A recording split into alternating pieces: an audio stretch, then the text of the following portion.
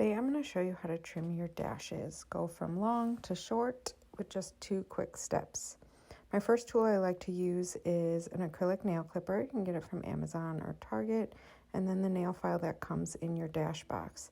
This is really nice because you can use the tab on the back to measure the top of your finger to get a nice even cut all the way across on all of the nails. Super easy to do.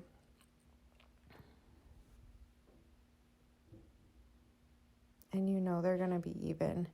You can even cut in between rhinestones as long as you can find a clear opening.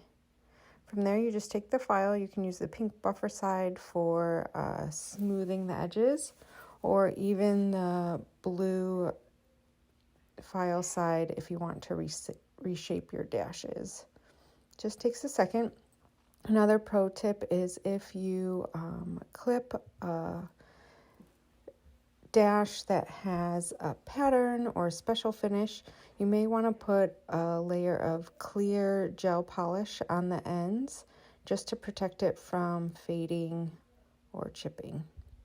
And that's it. You're all done in just over a minute.